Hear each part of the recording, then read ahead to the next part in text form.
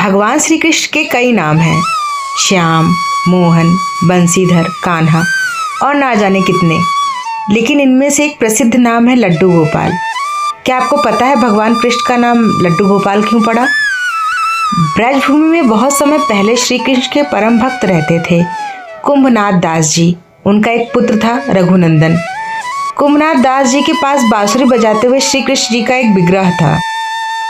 वे हर समय प्रभु की भक्ति में लीन रहते और पूरे नियम से श्री कृष्ण की सेवा करते। वे उन्हें छोड़कर कहीं नहीं जाते थे, जिससे उनकी सेवा में कोई विघ्न ना हो। एक दिन वृंदावन से उनके लिए भगवत कथा करने का न्योता आया। पहले तो उन्होंने मना कर दिया, परंतु लोगों के जोर देने पर वे जाने के लिए तैयार हो गए कि भगवान की सेवा की तैयारी करके वे कथा करके रोज वापस लौट आया करेंगे व भगवान का सेवा नियम भी नहीं छूटेगा। अपने पुत्र को उन्होंने समझा दिया कि भोग को मैंने बना दिया है, तुम ठाकुर जी को समय पर भोग लगा देना, और वे चले गए। रघुनंदन ने भोजन की थाली ठाकुर जी के सामने रखी और सरल मन से आग्रह किया कि ठाकुर जी आओ, भोग लगाओ। उसके बाल मन में ये छवि थी कि वे आकर अपने हाथों से भोजन करेंगे, जैसे हम खाते हैं। उसने बार बार आग्रह किया, लेकिन भोजन तो वैसा ही रखा था।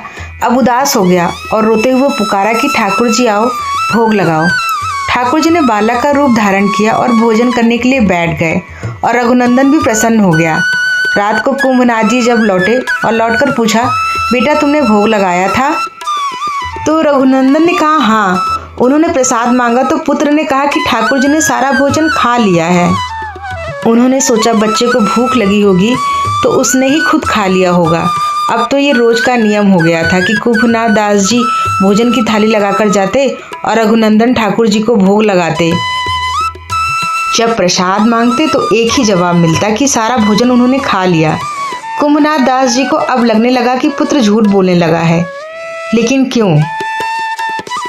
उन्होंने उस दिन लड्डू बनाकर थाली में सजा दिए और छुपकर देखने लगे कि बच्चा क्या करता है। रघुनंदन ने रोज की तरह ही ठाकुर जी को पुकारा तो ठाकुर जी बालक के रूप में प्रकट होकर लड्डू खाने लगे। यह देखकर कुंभनाथ दास जी दौड़ते हुए आए और प्रभु के चरणों में गिरकर विनती करने लगे। उस समय ठाकुर जी के एक हाथ में लड्डू और दूसरे हाथ में लड्डू मुख में जाने को ही था कि वे जड़ हो गए। उसके बाद से उनकी इसी रूप में पूजा की जाती है और वे लड्डू गोपाल कहलाए जाने लगे। जय हो लड्डू गोपाल जी की।